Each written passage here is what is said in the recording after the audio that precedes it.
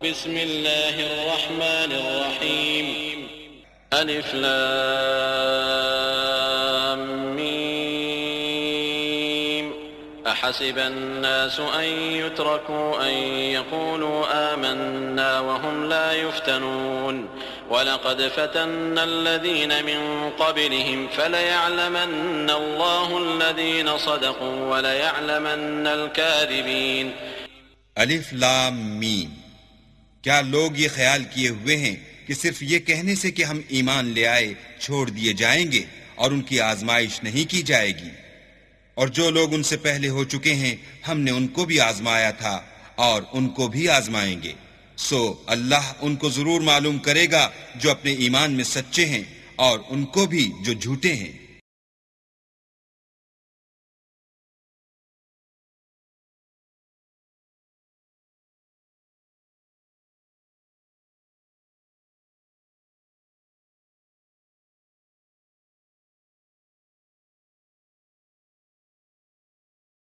اللہ علی نبینا محمد وعلی آلہ واصحابہ اجمعین.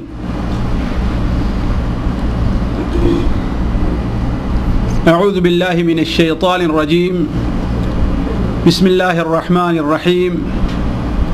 احسب الناس الف لام میم احسب الناس ان يتركوا ان يقولوا آمنا وهم لا يفتنون وَلَقَدْ فَتَنَّ الَّذِينَ مِنْ قَبْلِهِمْ فَلَيَعْلَمَنَّ اللَّهُ الَّذِينَ صَدَقُوا وَلَيَعْلَمَنَّ الْمُنَافِقِينَ.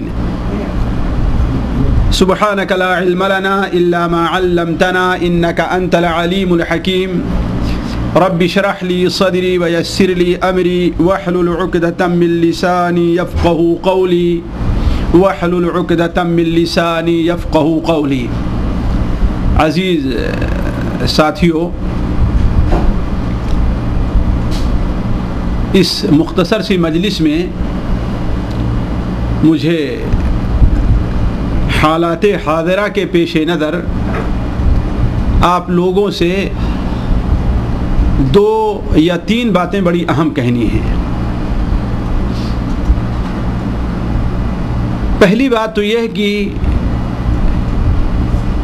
یہ بات ذہن نشین رہے کہ یہ فتنوں کا دور ہے. خصوصاً امت مسلمہ کو فتنوں نے چاروں طرف سے گھیر لیا ہے. مختلف قسم کے فتنے، مختلف انداز کے فتنے اس وقت اس طریقے سے امت مسلمہ کو گھیرے ہوئے ہیں کہ اس سے چھٹکارا حاصل کرنا مشکل ہے. جیسا کہ مسند احمد وغیرہ میں اللہ کے رسول صلی اللہ علیہ وسلم کا فرمان ہے کہ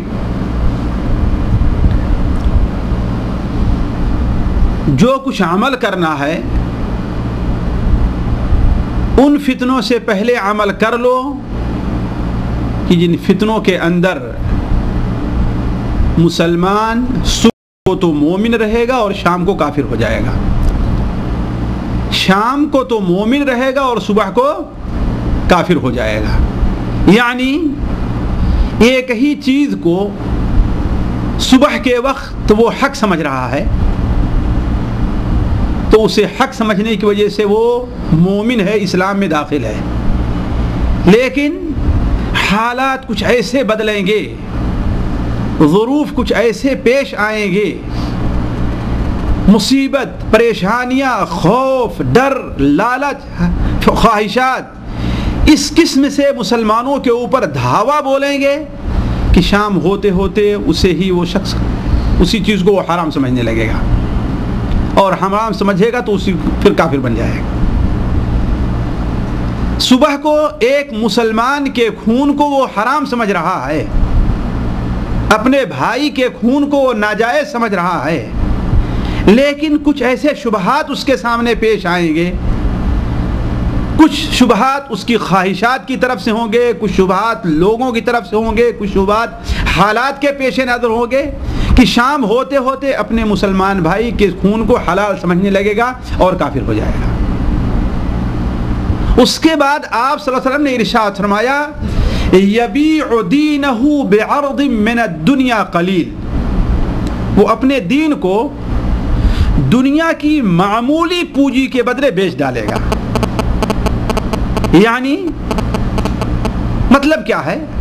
مطلب یہ ہے کہ دنیا کا حاصل کرنا، خواہ نوکری ہے، خواہ تجارت ہے، خواہ اپنے خاندان کو راضی کرنا ہے، خواہ اپنے شہر اور اپنے علاقے کے لوگوں کو راضی کرنا ہے، اس کے لیے وہ دین کی پرواہ نہیں کرے گا۔ اس کی ساری کوشش ہوگی کہ ہاں بھائی ہمیں یہ چیز حاصل ہو جائے، ہمیں یہ چیز مل جائے، ہم سے یہ لوگ راضی ہو جائیں۔ تو یبیع دینہ بعرض من الدنیا قلیل، اپنے دین کو دنیا کی معمولی پونجی کے بدلے بیچ ڈالے گا۔ بعد روایت میں آیا کہ یموت فیہا قلب الرجل کما یموت فیہا بدنا، وہ ایسے فتنے ظاہر ہوں گے، ایسے فتنے پیدا ہوں گے کہ اس فتنے کے اندر انسان کا دل ایسے ہی مردہ ہو جائے گا جس طریقے سے کسی انسان کا جسم مردہ ہو جاتا ہے۔ یعنی انسان کا جسم جب مردہ ہو گیا تو اسے سردی گرمی کا کوئی احساس نہیں ہوتا، اسے رات اور دن کا کوئی احساس نہیں ہوتا، اسے روشنی اور اندھیرے کا کوئی احساس نہیں ہوتا۔ اسی طریقے سے اس کا دل جب مردہ ہو جائے گا تو اسے حق اور باطل کی کوئی تمیز نہیں رہے گی، اسے مومن اور کافر کے اندر کوئی فرق نظر نہیں آئے گا، اسے حلال اور حرام کی کوئی تمیز نہیں رہے گی۔ تو ساتھیوں، یہ ایک فتنے کا دور ہے، چاروں طرف سے مسلمان کو فتنوں نے گھیر رکھا ہے۔ جن بھائیوں نے میری وہ کیسٹ فتنوں کا دور، مومن اور فتنوں کا دور سنی ہوگی، ان کے سامنے یہ بات واضح ہوئی ہوگی۔ آج میں اس بات کو آپ کے سامنے تفصیل سے نہیں رکھ سکتا، لیکن میں جو صرف اشارہ کرنا چاہتا ہوں وہ یہ ہے کہ اس فتنے کے وقت میں ایک مسلمان کو سب سے زیادہ عزیز اپنا دین ہونا چاہیے، سب سے زیادہ پیارا اسے اپنا دین ہونا چاہیے۔ صحیح مسند احمد کے اندر، سنن ابو داود میں حضرت حذیفہ رضی اللہ عنہ کی ایک لمبی حدیث ہے، ایک لمبی حدیث جس کے اندر وہ بیان کرتے ہیں کہ میں نے اللہ کے رسول صلی اللہ علیہ وسلم سے سوال کیا کہ اے اللہ کے رسول صلی اللہ علیہ وسلم، ہم لوگوں کی حالت بڑی بری تھی، بڑی کشم پرسی کی زندگی ہماری گزر رہی تھی۔ اس سے پہلے ہم لوگ اس سے پہلے زنا کو زنا نہیں سمجھتے تھے، چوری کو چوری نہیں سمجھتے تھے، قتل کو قتل نہیں سمجھتے تھے، یہ ساری چیزیں ہمارے نزدیک حلال تھیں۔ شرک تو ہمارے نزدیک توحید اور عبادت بنا ہوا تھا، یہ برائیاں تھیں۔ کیا اس کے بعد جب یہ خیر آ گیا ہے، آیا اس کے بعد بھی اب کوئی برائی آنے والی ہے؟ اللہ کے رسول صلی اللہ علیہ وسلم نے ارشاد فرمایا کہ ہاں، اس کے بعد بھی ایک برائی آنے والی ہے۔ لیکن اس بتانے سے پہلے آپ صلی اللہ علیہ وسلم نے انہیں کہا، اے حذیفہ، تعلم کتاب اللہ واتبع بما فی، جو میں آپ لوگوں کو بتانا چاہتا ہوں، تعلم کتاب اللہ واتبع بما فی، اللہ تبارک و تعالیٰ کی کتاب کو سیکھو اور اس کے اندر جو چیز ملے تم اس کی اتباع کر لو، اس کے مطابق عمل کر لو۔ کیا صورتحال پیدا ہوں گے تم اس کی پرواہ نہ کرو، تمہارے سامنے ایسی چیز کیا ہونا چاہیے؟ یعنی دین کے اوپر مضبوطی سے جمے رہنا چاہیے۔ لیکن حضرت حذیفہ کہتے ہیں ہم نے بار بار سوال کیا کہ کیا یہ جو خیر ہے اس کے بعد بھی کوئی شر پیدا ہونے والا ہے؟ آپ نے فرمایا کہ ہاں، ایک شر پیدا ہوگا جس میں مسلمان آپس میں لڑ پڑیں گے، اختلاف ہو جائے گا۔ حضرت حذیفہ نے کہا کیا پھر اس شر کے بعد دوبارہ بھی خیر پیدا ہوگا؟ آپ صلی اللہ علیہ وسلم نے فرمایا کہ ہاں، دوبارہ خیر پیدا ہوگا۔ جس طریقے سے حضرت عثمان غنی رضی اللہ عنہ کے زمانے میں فتنہ پیدا ہوا، مسلمان آپس میں متفق تھے، لیکن حضرت عثمان کے زمانے میں فتنہ پیدا ہوا، مسلمان آپس میں لڑ پڑے، لیکن دوبارہ خیر آئے، دوبارہ مسلمان آپس میں اکٹھا ہو گئے۔ لیکن آپ نے بیان فرمایا وہ خیر تو پیدا ہوگا لیکن اس کے اندر دخن یعنی دھواں ضرور ہوگا۔ کیا مطلب؟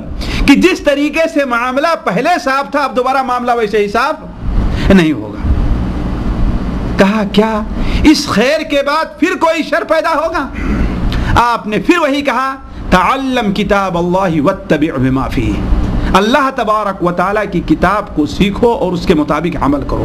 ساتھیوں، اس حدیث سے پتہ کیا چلا کہ فتنے، شر اور برائی کے زمانے میں ایک مسلمان کو اللہ تبارک و تعالیٰ کی کتاب کو مضبوطی سے پکڑے رہنا چاہیے، اسی میں اس کے لیے نجات ہے۔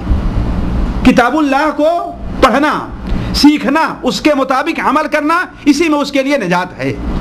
تو پہلی چیز جو مجھے آپ کے سامنے رکھنی تھی وہ یہ ہے کہ ساتھیوں، یہ فتنے کا دور ہے۔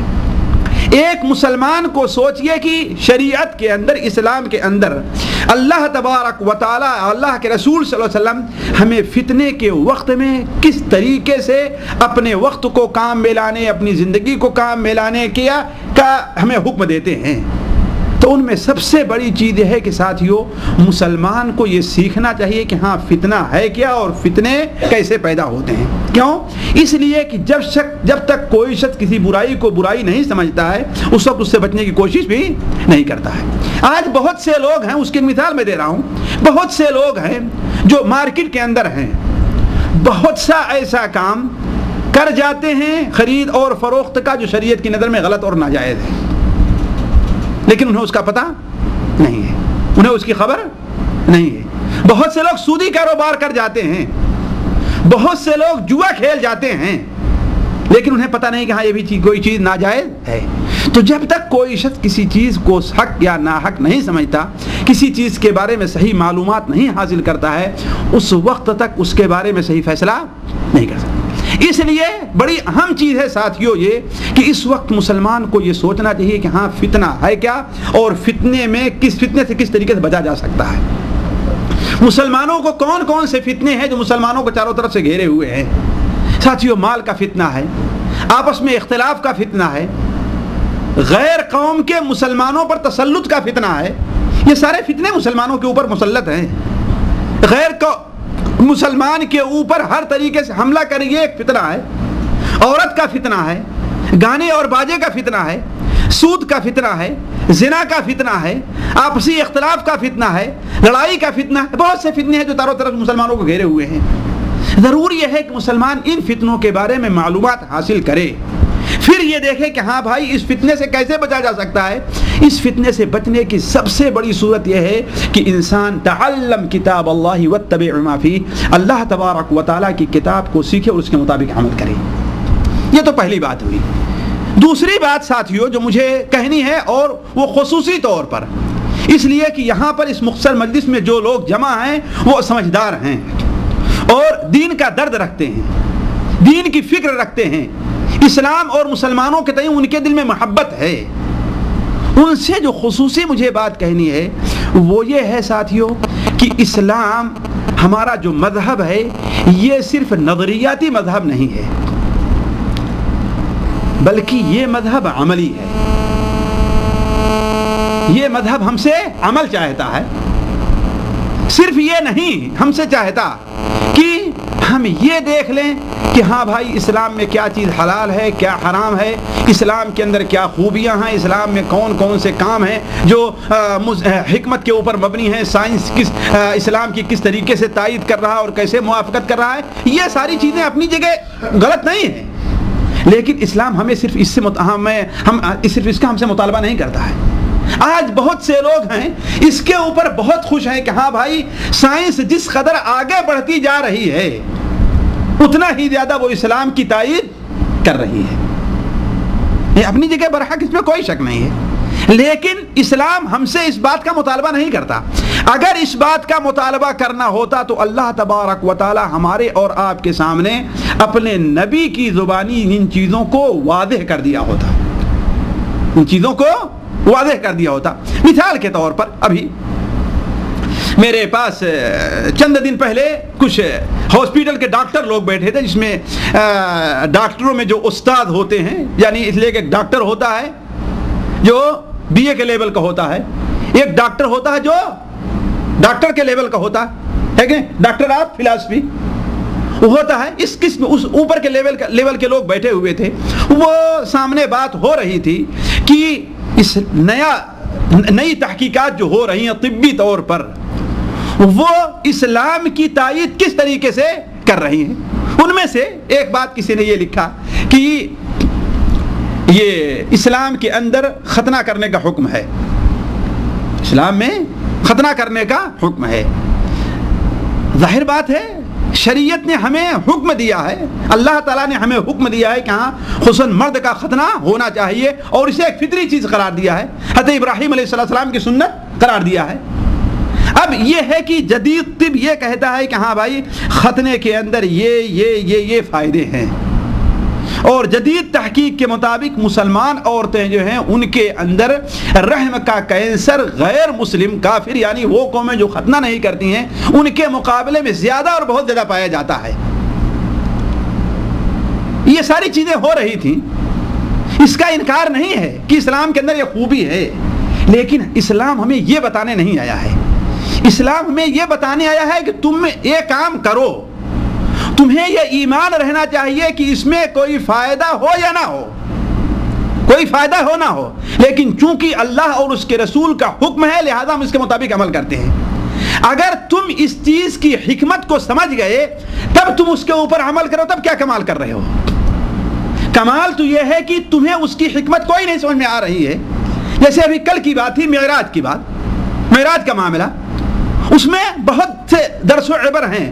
حضرت ابو بکر صدیق رضی اللہ تعالی عنہ کے سامنے جب لوگوں نے یہ بات رکھا کہ آپ کیا کہتے ہیں کہ کوئی شخص اگر یہ دعویٰ کرے کہ ہاں راتوں رات وہ بیت اللہ شریف سے نکلا اور مسجد حرام گیا اور پھر وہاں سے ساتوں آسمان کی سیر کر کے صبح ہونے سے پہلے پہلے اپنے گھر واپس آ گیا، کہا کہ یہ تو غلط ہے، کوئی اگر کہتا ہے تو کہا غلط ہے، کہا لیکن آپ جس کے اوپر ایمان لائے ہوئے ہیں وہ تو یہ دعویٰ کر رہے ہیں۔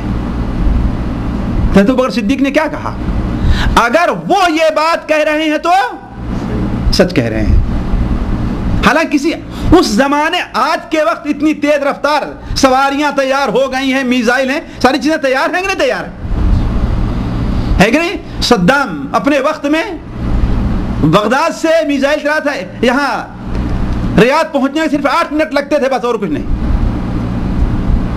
یہ تو اس کی اپنی ٹیکنالوجی تھی، اور جو لوگ زیادہ ترقی کر گئے ان کی ٹیکنالوجی سے اور آگے۔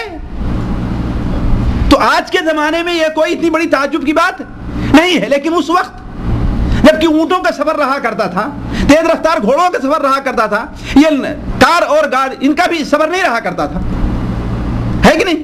یہاں دمام سے مکہ جانے کے لیے پہنچنے کے لیے کم سے کم 1.5 مہینہ 2 مہینہ لگتے رہے ہوں گے، جہاں آج آپ لوگ مکہ کتنے گھنٹے پہنچتے ہیں؟ 13-14 گھنٹے پہنچتے ہوں، ہے کہ نہیں؟ 12 یعنی آدمی کے رفتار کے اوپر ہے۔ تو اس زمانے میں آج تعجب کی اتنی بات نہیں ہے، لیکن اس وقت کس قدر تعجب کی بات تھی۔ تو حضرت ابوبکر صدیق نے فوراً کیا کہا؟ اگر وہ کہہ رہے ہیں یہ بات تو کیا ہے؟ سچ ہے۔ تو ساتھیوں یہ نقطہ اس کے اوپر غور کرنا چاہیے کہ اسلام ہمیں جس بات کا حکم دے رہا اس کے اندر خیر ہی خیر ہے، خواہ ہم اسے سمجھ پائیں یا ہم سمجھ نہ پائیں۔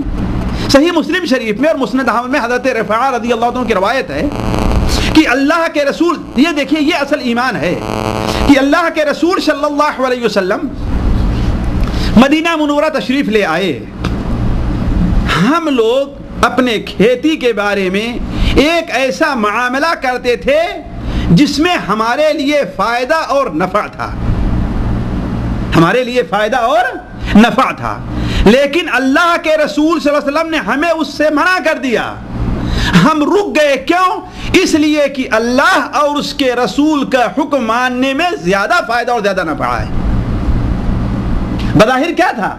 یہ حکم ماننے میں ایک نقصان تھا، لیکن صحابہ اکرام نے یہ نہیں دیکھا کہ اس میں ہمارا کیا نقصان ہے، کوئی بحث نہیں کی، حجت نہیں کی اللہ کے رسول صلی اللہ علیہ وسلم سے۔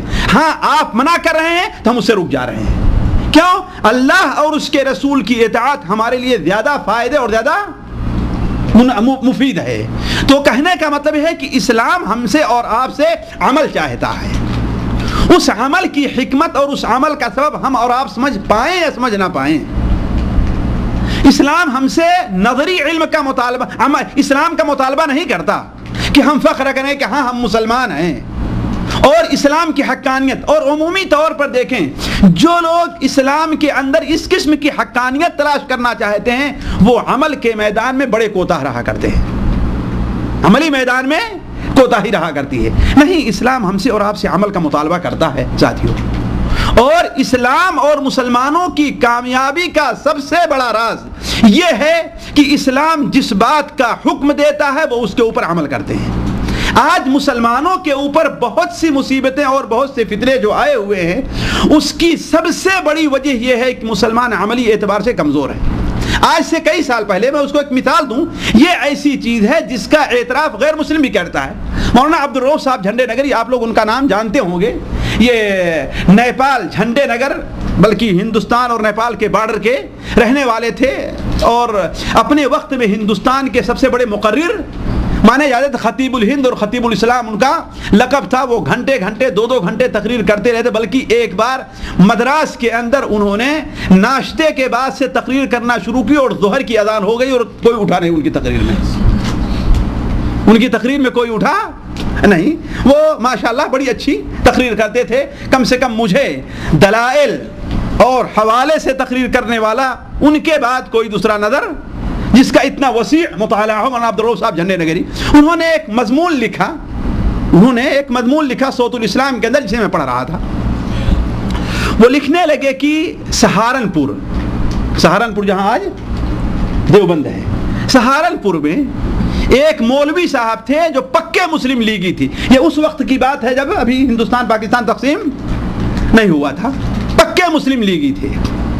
اور اسی گاؤں کے اندر ایک پنڈت تھا جو پکا جن سنگھی تھا. جن سنگھ کون سی پارٹی ہے؟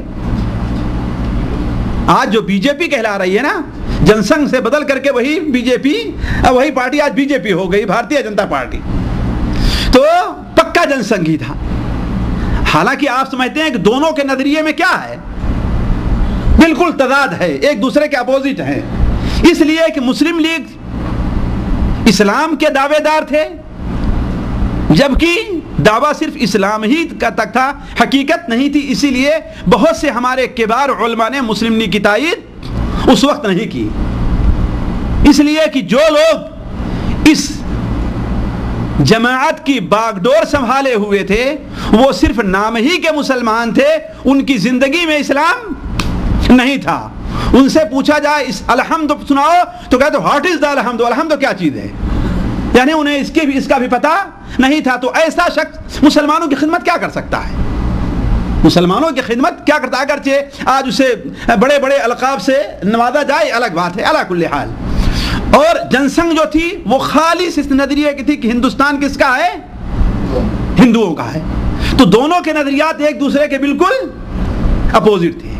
لیکن معاملہ یہ تھا کہ عصر کے بعد دونوں کی آپس میں مجلس بھی ہوا کرتی تھی، ایک دوسرے کے ساتھ بیٹھتے بھی تھے. ایک نے پنڈت جی سے پوچھا کہ پنڈت جی عجیب مسئلہ ہے، آپ پکے جن سنگھی ہیں اور یہ مولوی پکا مسلم لیگ کا ہے، لیکن آپ دونوں میں دوستی بھی ہے. تو اس پنڈت نے کیا جواب دیا تھا؟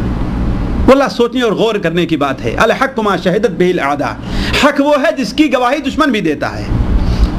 پنڈت نے کہا کہ اگر مسلمان آج ان مولوی صاحب کے طریقے سے ہو جائیں، اگر مسلمان آج ان مولوی صاحب کے طریقے سے ہو جائیں تو مجھے ہندوستان ان کے حوالے کرنے میں کوئی اعتراض نہیں ہے.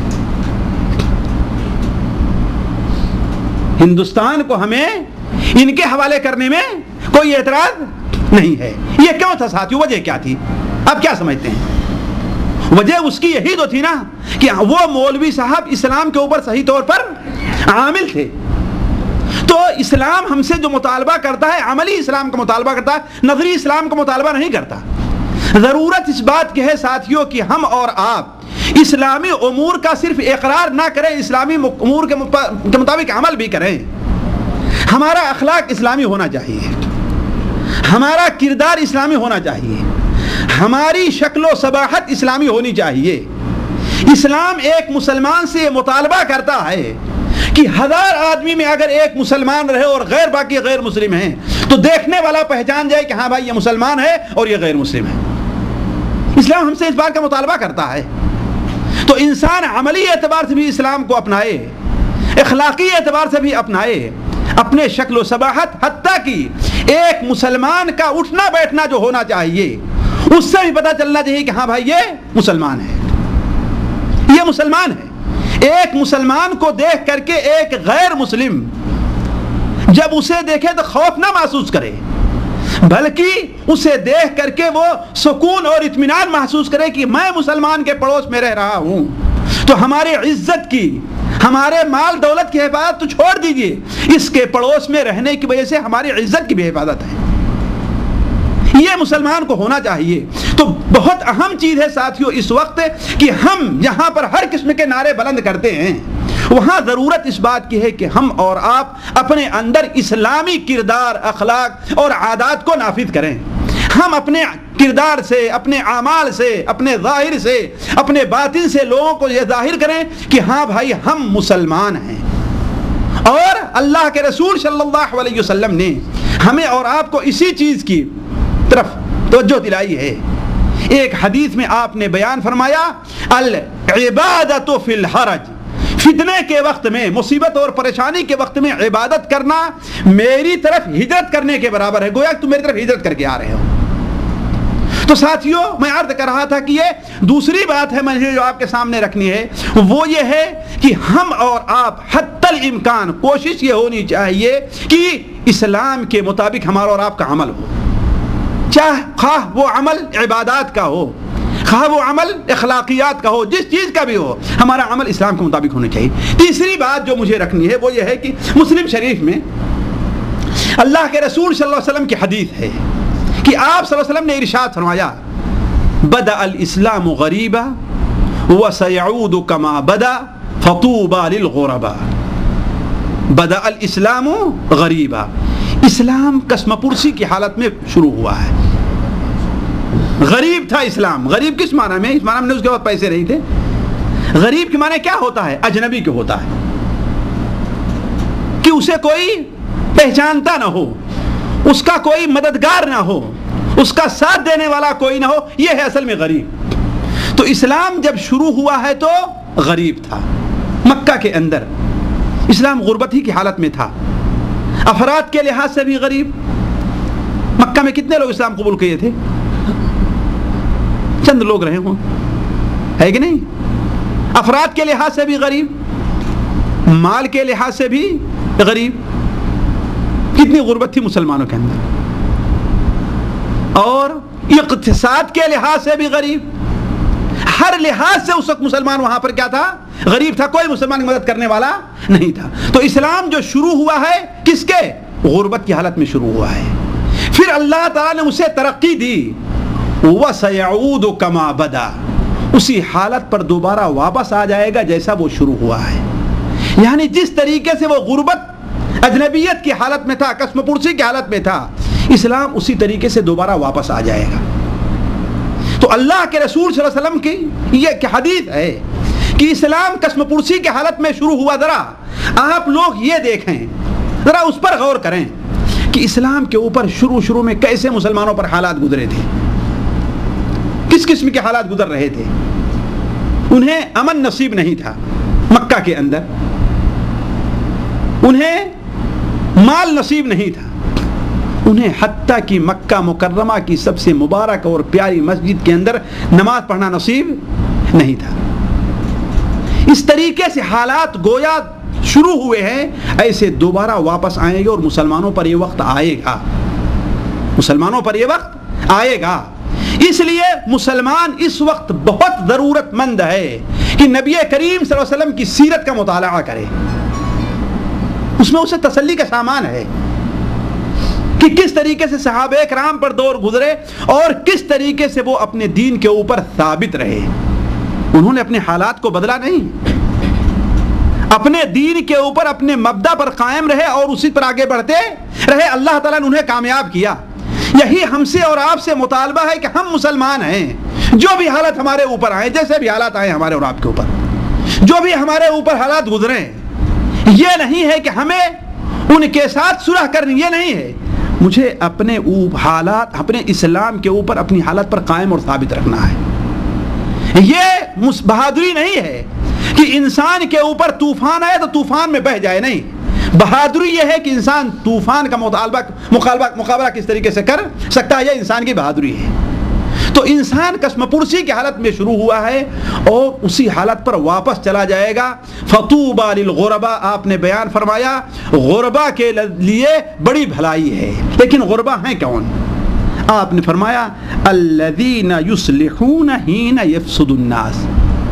جب لوگ فساد کے شکار ہو جائیں، لوگوں میں بگاڑ پیدا ہو جائے، خرابی پیدا ہو جائے، تو وہ اصلاح کرتے ہیں اس کی یہ نہیں کہ حالات کے ساتھ وہ بھی بہہ جاتے ہیں، نہیں، بلکہ اس حالات کو سدھارنے کی کوشش کرتے رہتے ہیں اپنے عمل کے ذریعے، اپنے کردار کے ذریعے، اپنے کوشش کے ذریعے، اپنے مال کے ذریعے، ہر طریقے سے اس حالات کو سدھارنے کی کوشش کرتے رہتے ہیں. تو ساتھیوں اسلام کے اوپر جس طریقے سے نازک حالات آئے تھے، اب آہستہ آہستہ صورتحال بنتی جا رہی کہ ویسے حالات دوبارہ واپس آتے جا رہے ہیں.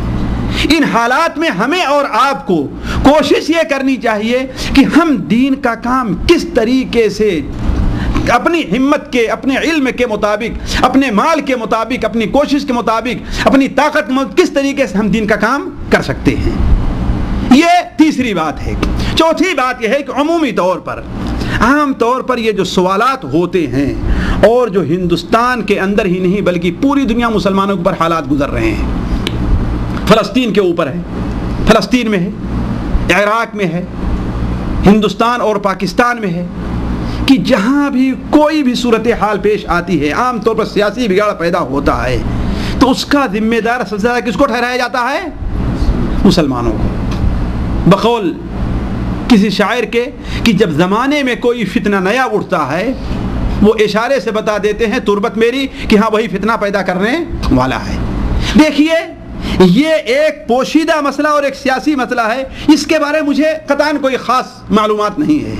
لیکن ایک بات میں آپ سے جو عرض کرنا چاہتا ہوں وہ یہ ہے ساتھیوں کہ دیکھیے ایک مسلمان جو ہوتا ہے وہ حالات کی بگڑنے سے، حالات کے بدلنے سے مسلمان پریشان نہیں ہوتا، مسلمان گھبراتا نہیں ہے، مسلمان اپنے اسلام سے دور رہنے کی کوشش نہیں کرتا.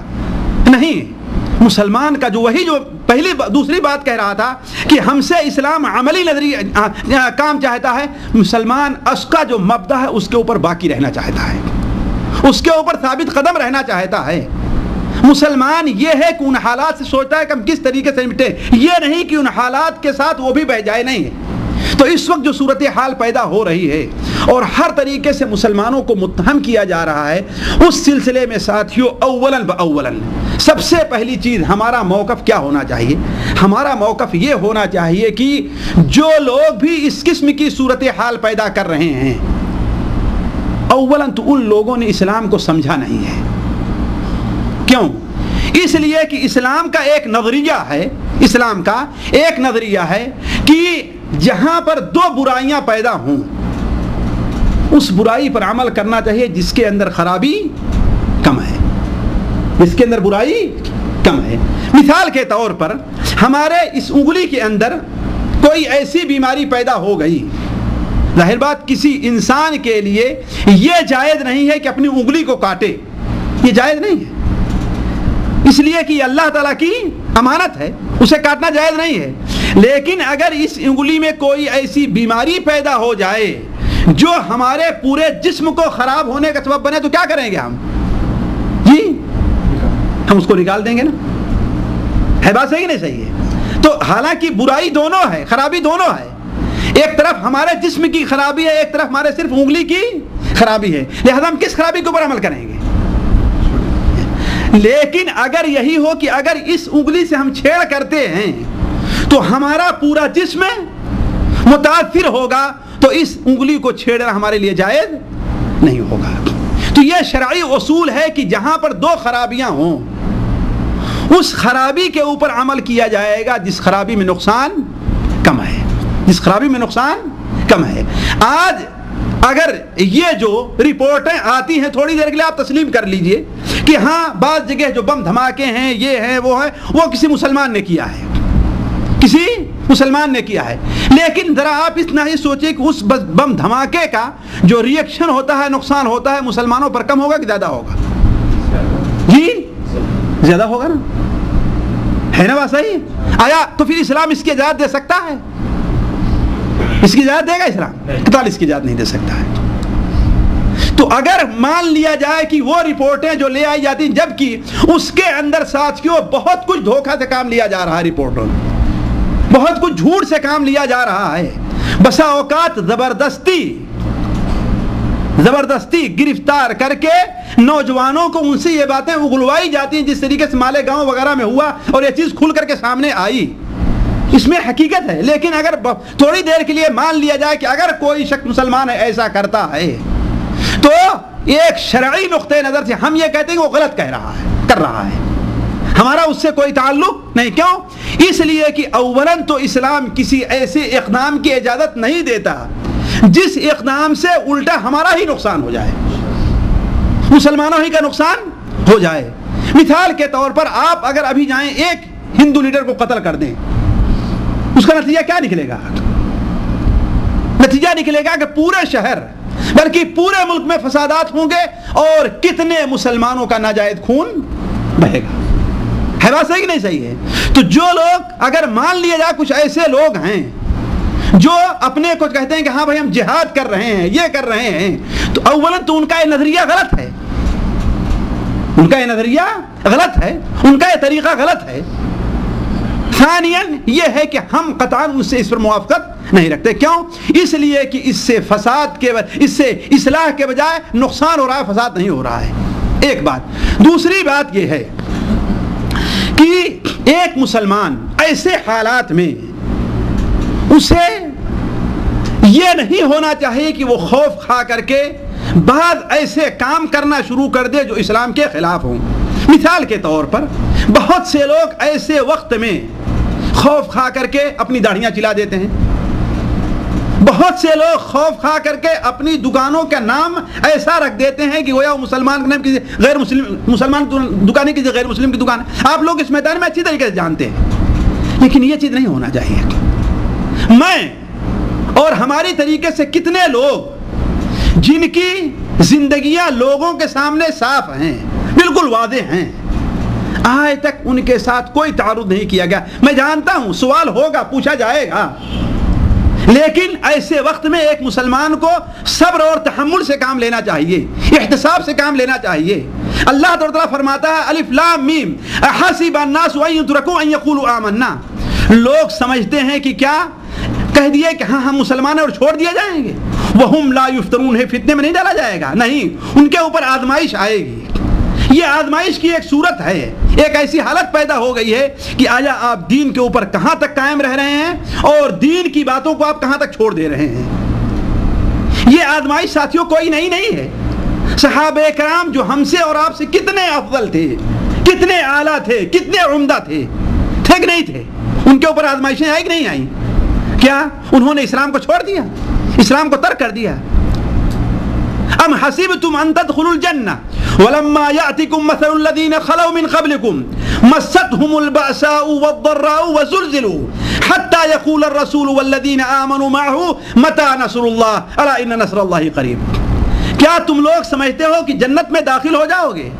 ولما يأتكم مثل الذين خلوا من قبلكم، اور تم سے پہلے ابھی تک ان لوگوں کی مثال نہیں آئی کہ مستهم البأساء والضراء، ان کے اوپر مصیبتیں، خوف اور پریشانیاں آئیں، وزلزلوا، انہیں جھجھوڑ دیا گیا، یہاں تک کہ رسول جو اللہ کا رسول ہوتا ہے وہ اور مومن یہ کہہ پڑے کہ اے اللہ تعالیٰ کب تیری مدد آئے گی، اے اللہ کب تیری مدد آئے گی۔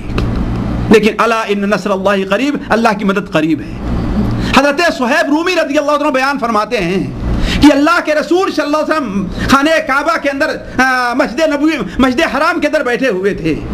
ہم لوگوں نے آپ سے شکایت کیا کہ اے اللہ کے رسول صلی اللہ علیہ وسلم دعا کیجئے، مشرکین بڑی تکلیف دے رہے ہیں، بہت پریشان کر رہے ہیں، بہت تنگ کر رہے ہیں، آپ دعا کیجئے اللہ تعالیٰ کہ ہمارے حالات بدل جائیں۔ آپ لوگ جانتے ہیں کہ وہ حالات کیسے تھے۔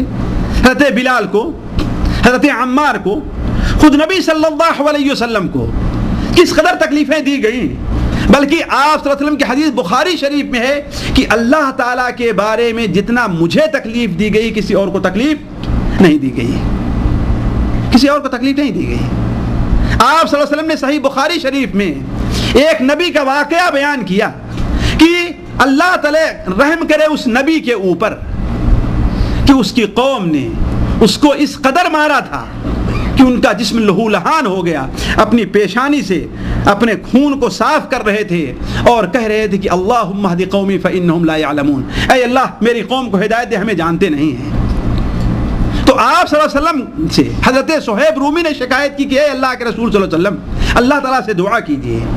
آپ صلی اللہ علیہ وسلم دعا کر سکتے تھے اور دعا کرتے رہے، لیکن تعلیم کیا دی؟ یہ چیزیں ہمارے اور آپ سامنے رکھنے کی ہے۔ تعلیم کیا دی؟ کہا کہ تم ابھی گھبرا گئے، ابھی پریشان ہو گئے، تو اے ہندوستانی مسلمانوں تم ابھی گھبرا گئے، ابھی پریشان ہو گئے، تم نے صبر کہاں کیا؟ تمہارا ثواب کی نیت کہاں گئی؟ تمہارا صبر کہاں گیا؟ تم سے پہلے قومیں ایسی گزری ہیں کہ انہیں کھڑا کر کے ان کے سر کے اوپر آرا رکھ کر کے ان کے جسم کو دو ٹکڑے کر دیا جاتا تھا، انہیں کھڑا کر کے ان کے جسم کے گوشت کو لوہے کی کنگھیوں سے نوچ کر کے برابر کر دیا تھا، جسم کے اوپر صرف ہڈی رہ جایا کرتی تھی، اور یہ کام بھی اسے اس کے دین سے پھیر نہیں سکتا تھا۔ آج معمولی سے خوف لاحق ہوا ہمیں اور آپ کو، معمولی سی پریشانی لاحق ہوئی، معمولی سی گرفتاری کا معاملہ پیش آیا اور ہم اور آپ بگڑ گئے۔ کسی نے اپنی داڑھی چھلا دی، کسی نے اپنا نام بدل دیا، کسی وہی شخص جو ہے مسجد میں نماز پڑھنے سے پیچھے ہٹ گیا۔ یہ کیا ہے؟ یہ کون سی بزدلی ہے؟ کون سی صبر کا مظاہرہ کیا آپ نے؟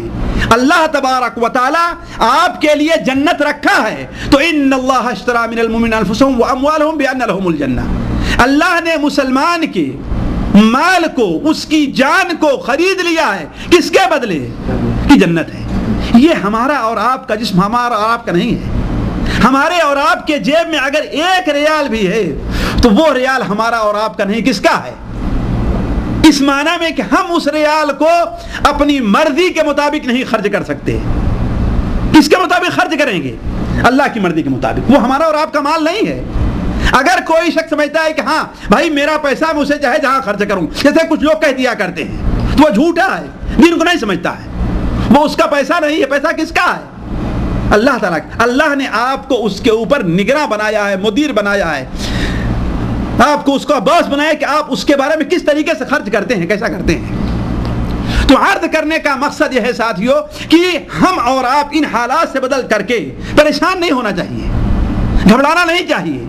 ہم دیکھیں کہ ہم سے پہلے جو لوگ گزرے ہیں انہیں کس قسم کے صبر کا اور کس قسم کی پریشانیوں کا اور کس قسم کی مصیبتوں کا سامنا کرنا پڑا ہے۔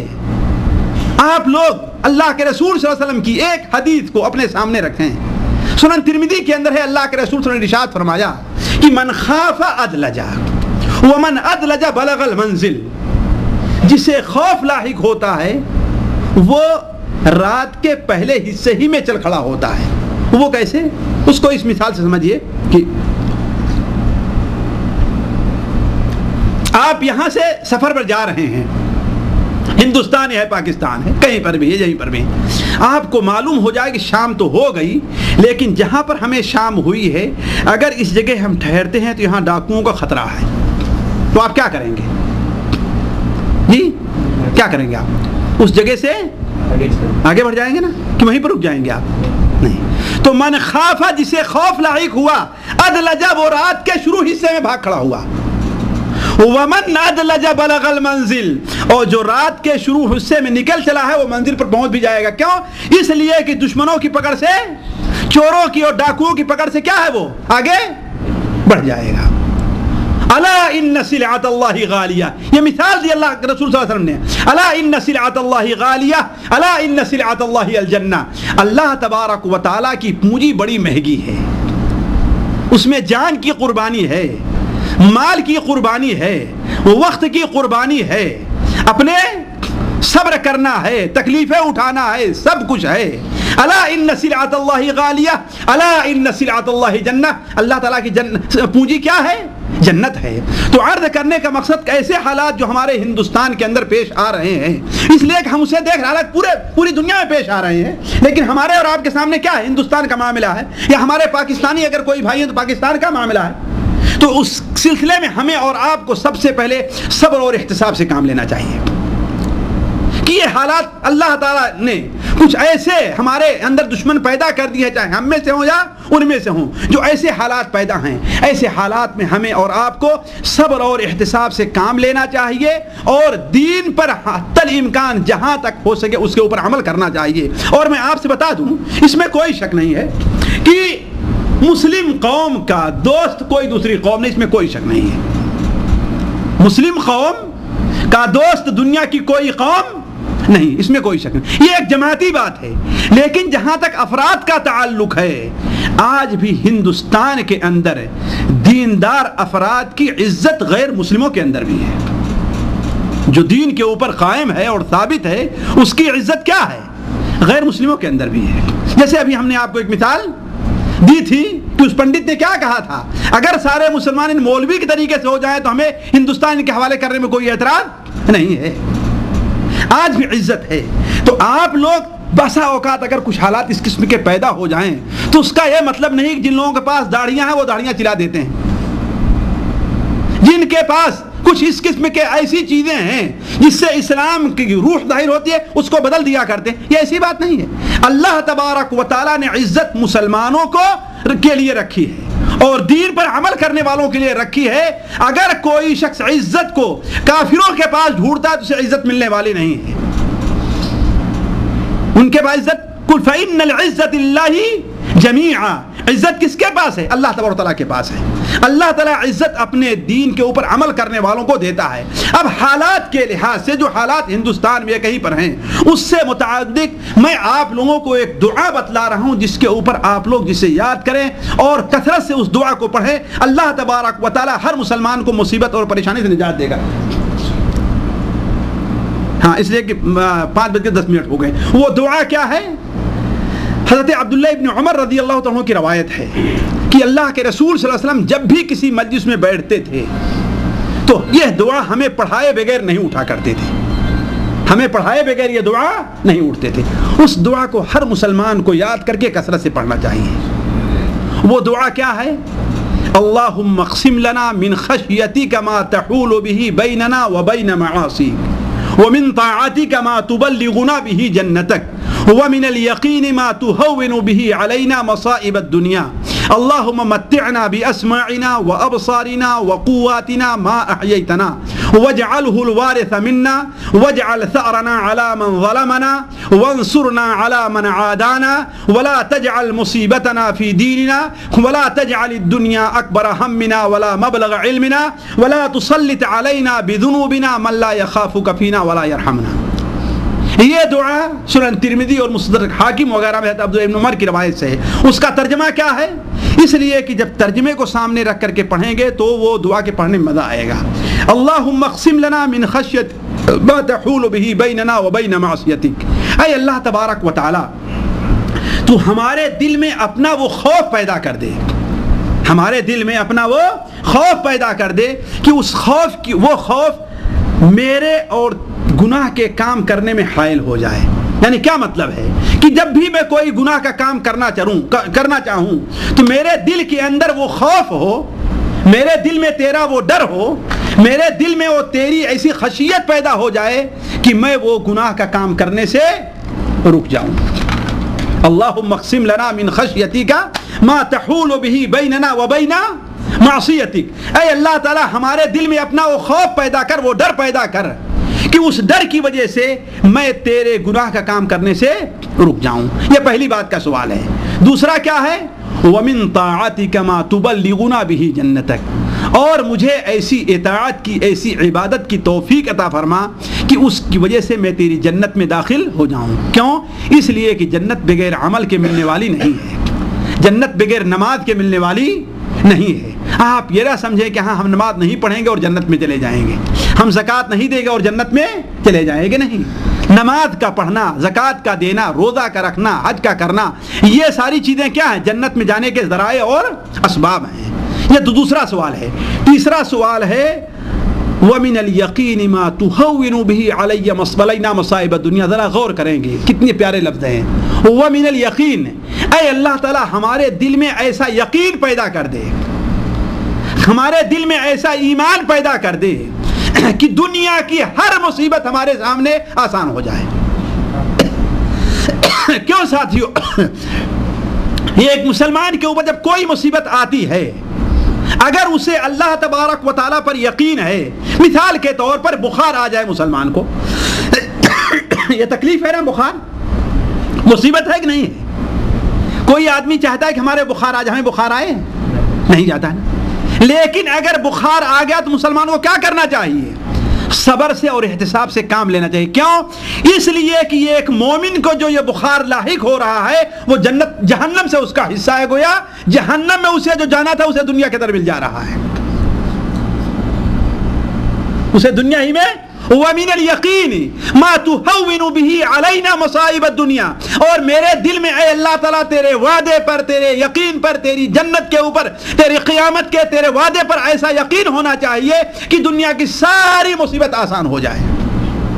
اس لیے کہ جب آپ یہ سوچ لیں گے کہ آج ہمیں 1 دن کا، 2 دن کا، 4 دن کا، 5 دن کا جو بخار آ رہا ہے، اس بخار کے بدلے ہم جہنم کی آگ سے بچ جائیں گے تو آپ کے لیے کتنا آسان ہوگا۔ امام بخاری رحمہ اللہ اپنی کتاب الادب المفرد کے اندر نقل کرتے ہیں کہ بخار اللہ کے رسول صلی اللہ علیہ وسلم کے پاس آیا، بخار اللہ کے رسول کی خدمت میں آیا اور کہا اے اللہ کے رسول، آپ کے محبوب ترین لوگ جو ہیں، آپ کے نزدیک جو سب سے زیادہ محبوب ہیں، مجھے ان کے پاس بھیج دیجئے۔ آپ نے انصار کی طرف اشارہ کیا اور انصار کا کوئی گھر ایسا نہیں بچا جس گھر کے اندر بخار نہ داخل ہوا ہو، یہاں تک کہ 6 رات اور 6 دن مستقل وہ بخار کے اندر پڑے رہ گئے۔ آپ صلی اللہ علیہ وسلم ان کی زیارت کے لیے جاتے اور ان کے لیے دعائیں کرتے۔ ایک بار آپ زیارت سے واپس آ رہے تھے تو ایک عورت کے گھر کے پاس سے آپ کا گزر ہوا، آپ اس کی عیادت کے لیے نہیں گئے، وہ دروازے سے نکل کر کے آتی ہے اور کہتی اے اللہ کے رسول صلی اللہ علیہ وسلم، میں بھی انصاری عورت ہوں، میرا باپ انصاری تھا، میری ماں انصاریہ ہے، آپ ہر گھر کے اندر گئے ہیں، ان کے لیے دعائیں کی، لیکن آپ ہمارے پاس نہیں آئے۔ آپ صلی اللہ علیہ وسلم اس کے گھر تشریف لے گئے اور آپ نے کہا یہ مثال دینے کے لیے کہ ایسا یقین ہمارے اندر پیدا ہو جائے کہ دنیا کی مصیبتیں ہمارے اوپر آسان ہوں۔ میں ایک چھوٹی مصیبت کی مثال دے رہا ہوں، بڑی مصیبت پر اس پر بڑے سے بڑا ہمیں اجر ملنے والا ہے۔ تو آپ صلی اللہ علیہ وسلم نے اس عورت سے کہا اگر تم چاہو تو صبر سے کام لو، تمہیں جنت ملے گی، اور اگر چاہو تو میں دعا کر دوں اللہ تعالیٰ تمہارے بخار کو دور کر دے گا۔ اس عورت نے کیا کہا؟ اے اللہ کے رسول صلی اللہ علیہ وسلم، جنت کو تو میں داؤں پر نہیں لگا سکتی ہوں، میں جنت کو داؤں پر نہیں لگا سکتی، مجھے جنت چاہیے۔ چنانچہ آپ صلی اللہ علیہ وسلم نے اس کے شفا کے لیے دعا نہیں کی اور آپ واپس چلے آئے۔ تو اس دنیا میں جو مصیبت بھی آپ کے اوپر آئے، مالی مصیبت آئے، بچوں کی طرف مصیبت آئے، ملک کی طرف سے مصیبت آئے، آپ کے تجارت کی طرف مصیبت آئے، ایسی مصیبت کے اوپر آپ اگر صبر کریں، آپ کے دل میں ایسا یقین پیدا ہو کہ دنیا کی ساری مصیبتیں آپ کے لیے آسان ہو جائیں۔ وَمِنَ الْيَقِينِ مَا تُهَوِّنُ بِهِ عَلَيْنَا مَصَائِبَ الدُّنْيَا، ہمارے دل میں وہ یقین پیدا کر کہ دنیا کی ساری مصیبتیں ہمارے لیے آسان ہو جائیں۔ یہ تیسری چیز کا مطالبہ اس دعا میں ہے۔ اس دعا کی میں لمبی تفصیل نہیں کرتا ورنہ پورا اسی میں چلا جائے گا۔ اچھا، چوتھی چیز کیا مانگی گئی ہے؟ اللہم متعنا باسماعنا وابصارنا وقواتنا ما احییتنا واجعلہ الوارث منا، اے اللہ تعالیٰ جب تک تو مجھے زندہ رکھ، اپنے کان سے، اپنی آنکھ سے اور اپنی طاقت سے مکمل فائدہ اٹھانے کی توفیق عطا فرما۔ اس لیے کہ انسان جب بوڑھا ہو جاتا ہے، آنکھ جاتی رہی دوسرے کا محتاج ہو جاتا ہے، سنائی نہیں دیا دوسرے کا محتاج ہو جاتا ہے، طاقت نہیں رہی ایک پینے کے لیے، ایک گلاس پانی لینے کے لیے بھی وہ دوسرے کا محتاج ہو جاتا ہے۔ تو یہ دعا کر رہا ہے اے اللہ تبارک و تعالی وجعلہ الوارث منا، آخری عمر تک مجھے جو یہ اپنے ہاتھ پیر اور آنکھ کان ہیں اس سے مستفید ہونے کی توفیق دے، تاکہ ہمارے آنکھ صحیح سلامت رہیں۔ چوتھی چیز تھی۔ پانچویں چیز کیا تھی؟ اللہم متعنا باسماعنا وابصارنا وقواتنا ما احییتنا واجعلہ الوارث واجعل ثأرنا علی من ظلمنا۔ اس دعا کو اس وقت میں اس لیے کہہ رہا ہوں کہ عام طور پر ہندوستان کے حالات سے لوگ پریشان ہیں، تو واجعل ثأرنا علی من ظلمنا، اے اللہ تعالی ہمارے اوپر جو ظلم کر رہا ہے اس سے تو ہمارا بدلہ لے لے۔ واجعل ثأرنا علی من ظلمنا، ہمارے اوپر جو ظلم کر رہا ہے، جو ہمیں تکلیف دے رہا ہے، جو ہمیں پریشان کر رہا ہے، جو ہمیں تنگ کر رہا ہے، اے اللہ تعالیٰ اس سے تو بدلہ لے لے۔ وَاجْعَلْ ثَأْرَنَا عَلَى مَنْ ظَلَمَنَا وَانصُرْنَا عَلَى مَنْ عَادَانَا، اور ہم سے جو دشمنی کر رہا ہے اس سے تو ہماری مدد، اس کے مقابلے میں ہماری مدد کر، جو ہم سے دشمنی کر رہا ہے اس کے مقابلے میں ہماری مدد کر. وَانصُرْنَا عَلَى مَنْ عَادَانَا، اور ذرا غور کریں گے وَلَا تَجْعَلْ مُصِيبَتَنَا فِي دِينِنَا. واللہ اس معنی پر غور کر کے روزانہ کم سے کم اس دعا کو ایک بار ضرور پڑھ لیا کریں. وَلَا تَجْعَلْ مُصِيبَتَنَا فِي دِينِنَا. اے اللہ تعالی ہمارے اوپر مصیبت آئے، مال میں مصیبت آئے کوئی پرواہ نہیں ہے، جان میں مصیبت آئے کوئی پرواہ نہیں ہے، عزت پر مصیبت آئے کوئی پرواہ نہیں ہے، بچوں پر آئے کوئی پرواہ نہیں ہے، دوستوں پر مصیبت آئے اس کی پرواہ نہیں ہے، ہمارے ملک پر مصیبت آئے کوئی پرواہ نہیں ہے، لیکن ولا تجعل مصیبتنا فی دیننا، ہماری مصیبت ہمارے دین کے بارے میں نہیں آنا چاہیے. کیوں؟ اس لیے کہ دنیا کی جتنی مصیبتیں ہیں ایک نہ ایک دن وہ ختم ہونے والی ہیں، لیکن دین کی مصیبت ختم ہونے والی نہیں ہے. دنیا کی مصیبت ساتھیوں کتنی لمبی ہوگی، قبر سے آگے نہیں بڑھ سکتی ہے، اس سے آگے بھی جائے گی کوئی مصیبت، اس سے آگے نہیں بڑھ سکتی ہے. لیکن اگر دین کی مصیبت ہے تو قبر اور آخرت بلکہ جہنم تک آپ کے ساتھ جائے گی. اس لیے کیا دعا، ولا تجعل مصیبتنا فی دیننا، اے اللہ تعالی ہماری مصیبت ہمارے دین میں نہ بنا دے. وجعل مصیبتنا فی دیننا ولا تجعل الدنیا اکبر ہمنا ولا مبلغ علمنا. اے اللہ تبارک و تعالی ہمیں جو آپ نے ہمت اور قوت دی ہے، ہمیں آپ نے جو علم ہنر عطا کیا ہے، یہ ہمارا علم اور ہنر صرف دنیا ہی سیکھنے تک، دنیا ہی حاصل کرنے تک محدود نہ رہے، بلکہ اسے میں دین کے کام میں لگاؤں.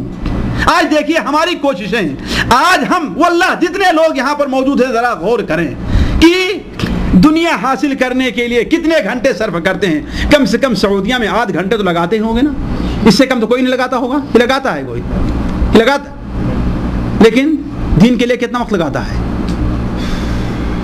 جی. ولا تجعل الدنیا اکبر ہمنا ولا مبلغ علمنا.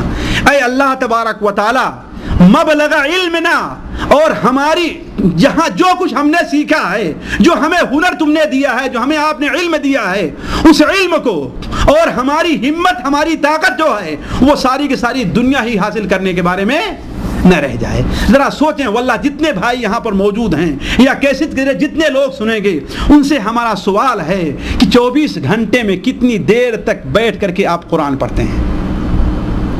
5 وقت کی نماز ہم سے نہیں پڑھی جاتی، اور جو لوگ پڑھتے ہیں 5 وقت کی نماز میں کتنے گھنٹے صرف کرتے ہیں، جبکہ یہ سوچیں کہ اللہ تعالیٰ نے ہمیں اپنی عبادت کے لیے ہی پیدا کیا ہے.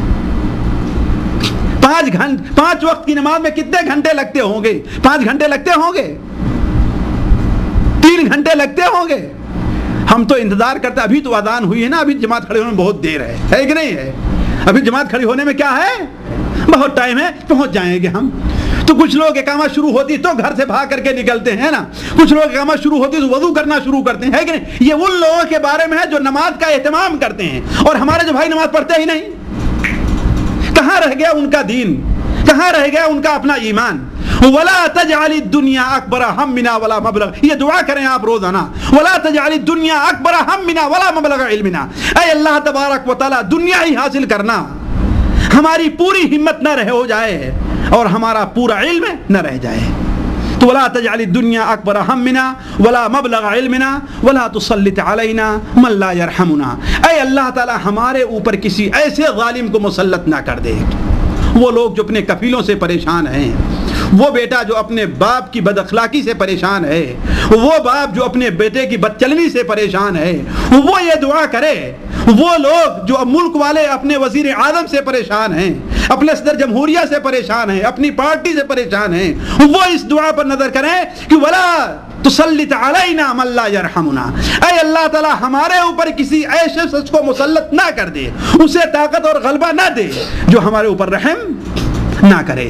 تو کتنی بہترین سی دعا ہے اس زمانے میں جس کے اوپر ہر مسلمان کو اس کے مطابق عمل کرنا چاہیے. اور میں نہیں سمجھتا کوئی مسلمان اسے آسانی سے آسان یاد نہیں کر سکتا. اللہم اقسم لنا من خشیتک ما تحول به بیننا وبین معاصیک ومن طاعتک ما تبلغنا به جنتک ومن الیقین ما تهون به علینا مصائب الدنیا.